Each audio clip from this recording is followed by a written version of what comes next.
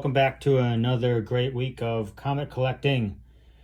Show you what I picked up this week. A little bit of a lighter week, so I'll talk a little bit about something else. But grabbed these second prints of Thor 6. Probably seen this one. This is the last panel of the comic, and it has the, or spoiler alert, I guess, Thanos. I guess I could set this up differently here, huh? Thanos holding the Mjolnir Infinity Hammer. I don't know what that is. And then obviously all these zombies. We don't know what this represents. Obviously this gauntlet, a lot of people have been specking on. What does that mean? So I grabbed 4 of them. I got them at Unknown Comics. So they had kind of a 2-for-1 deal. So I got 4 of them. As you know, if I'm going to keep them for a while, I do pack them into one bag. And I love my my Mylar. And mainly, I mean, I mentioned this before, but I hate if it's too loose, the bottom of the book hits down here, and then when you stick it in there, it can get smashed. So the Mylar tends to keep it up off the bottom of the edge. Sorry, let me do a better job of that so you can see. These are silver Mylar with silver boards.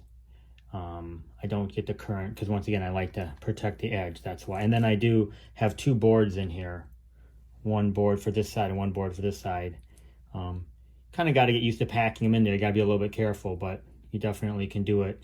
And once they're in, it's really snug, and it works out really well. Also, as you know, when people pack things in boxes, they tend to go front to front so that the spines don't get messed up. So this already, puts the spine on one side. So you're already doing the front to back, or front to front, front to back. So a spec book here. Another thing I wanted to say is I was talking to some friends of mine, and we were lamenting about 2nd, 3rd, 4th prints, 5th prints. You saw my video on those perhaps. But I think another way to think about it is that it's just a variant that comes out a couple weeks late, and a variant that has a very small, or not very small, but in some cases really small print run, and might have a significant character on the front. Just another way to think about these multiple prints.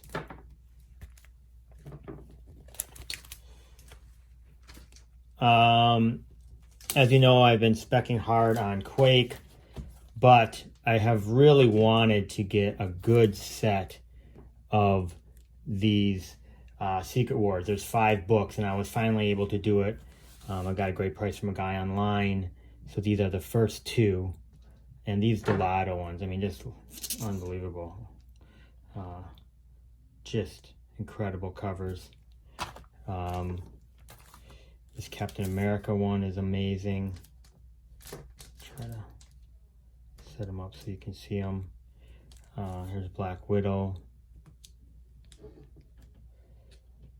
And then the last one I think I might have shown before, which is Daredevil. And yeah, there's another Delato I know, I can't remember which one it is, that's similar to this. I think he did as a store variant. That's also really, really good. I have a lot of these, especially the ones that as they relate to Quake. That's Davey Johnson or Quake's first appearance. I have a number of those, and then of course I have quite a few of these, which is book 5. That's where she shows off her powers. I got the big independent of the week, which was Department of Truth. I was able to pick the cover A and cover B up. There were, an incredible amount of variants. I think Image and Boom and some of the other ones now realize that game. And for their big ones, and Boom and Image have been doing well, so especially Boom. This one's not a Boom one, it's an Image one. But I think they know that it's a way to get people to buy multiple copies. They've had, they're getting more and more notoriety, especially as some of their stuff is pushed into Netflix. So it's, you know, it's definitely valid spec books. I really want to read this one. I haven't gotten to it yet. Love this cover too. And there's a lot of good ones. The 1 in 50 is really good. The 1 in 100, which is the homage to Something Is Killing the Children, is another good one, and I think it's almost double the price. So I mean, it's really double. I think they were coming out for 100, and now they're worth 200. So raw, I'm talking about. So these are books that are, you know, we'll see if they hold their value. We'll see, and I'm not sure the print run on these. So, but fun books, and should be a good read. I'm excited. This is the third print of Venom 26. If you go by my kind of calculations, there's nothing really significant about this cover. And of course, it's going to be lower and lower print run. I just really, really like the cover with Dylan and Venom. I just think it's a good cover. And lastly, I was able to pick up Strange Academy 3, Alex Ross. As you know, he has a number of these covers. Timeless covers, I think they're called. And they're all really, really, really good. I'm not going to get them all. It would be, I mean, he has a lot of comics, but I have picked up a couple here and there that I like. This Storm one, I think, is also really, really good one. And that's it for the comics this week. I guess I got, well, let me show you this one that I did get a great deal on off of eBay. This Silver Surfer Black Scott Williams one, which is I got it. This one's double signed, Scott Williams and Jim Lee. I don't know why he had Jim Lee sign it, but you know, like Jim Lee, so nothing wrong with that.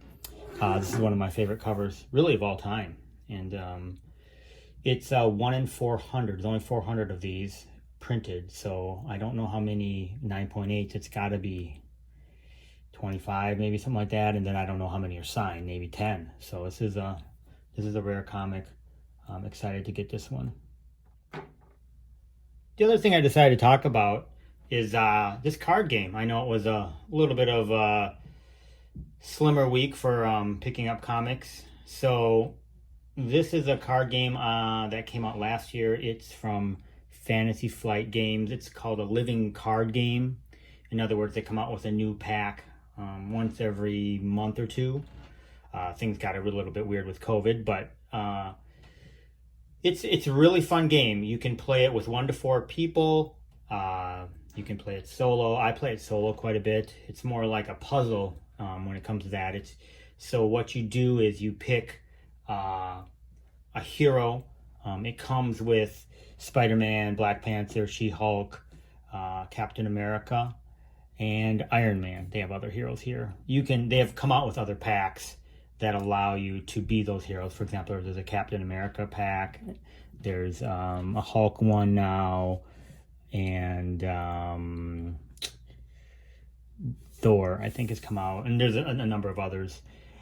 It comes with Rhino. You've two villains. Three villains. Rhino, Claw, and Ultron. And so when you set up the game, you pick a hero, and you fight a particular bad guy. Like I said, you can pick Rhino, Claw, or Ultron. And then they have different, it's a card game, so they have a deck, you have a deck, you're playing against their deck. There's all these different rules. I'll put some of the different heroes up on the screen here, but you have different attributes. So Spider-Man, you know, can dodge different things and do damage, you know, with kicks and other things. Whereas Iron Man, you have cards where you actually end up playing the cards next to your hero and building his suit. So he takes a little bit longer to build up, but once you get him there, he's really strong. You know, Captain Marvel, you're trying to, you know, charge up a bunch of energy, and then you can do these big blasts.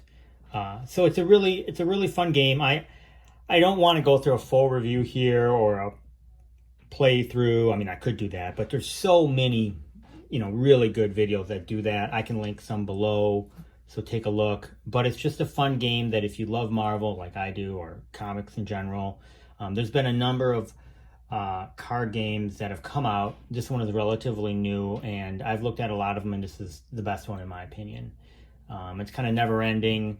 They are continuing to add packs. They just added a scenario against Red Skull, and they've added, a ton more heroes. Spider-Woman, Hawkeye, a ton more are coming. Ant-Man is coming.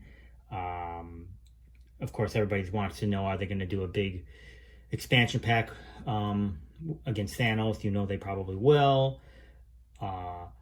There's no X-Men yet, so that's probably coming. There's no Guardians of the Galaxy yet, so imagine those heroes would be coming soon. So I think their initial focus was a lot of the core Avengers, but you have some new characters too. Oh, I'm sorry, Ms. Marvel is another character that came out. Black Widow is one. So those, you can look for the core set. I can't remember. I think it's around $50-$60, and then each expansion is around $15. And then sometimes they did come out with a larger expansion. It was the first one about a month ago, and that one I think might have been like $20 or $30. So, but the core set, you can definitely get a lot of replayability out of that, because you get to play every single hero. And when you pick the hero, you pick what's called an aspect. So do you want to play them more aggressive? Do you want to play them more protection? Do you want to play them in a leadership role where they're summoning a bunch of allies to help you? So it's really, really fun. And so if you look at, they give you like 5 or 6 heroes, and there's four different aspects. So, there's, if you just wanted to try all those out, that might be 20 different games. And then if you look at the villains, they have different modules that you can plug into their deck, so then they'll play differently. So since they give you 3 villains and a bunch of different modules, you multiply that by all the different, heroes. I mean, there's definitely a lot of replayability for this, just the core set. And then, of course, when you're adding in the heroes who do add cards in that you could play in all the decks, so you can build the decks, it's a huge amount of replayability. If you want me to do a full video, I definitely can. Throw that in the comments below. Otherwise, like and subscribe if you enjoyed this video. Thanks a lot. Have a great week.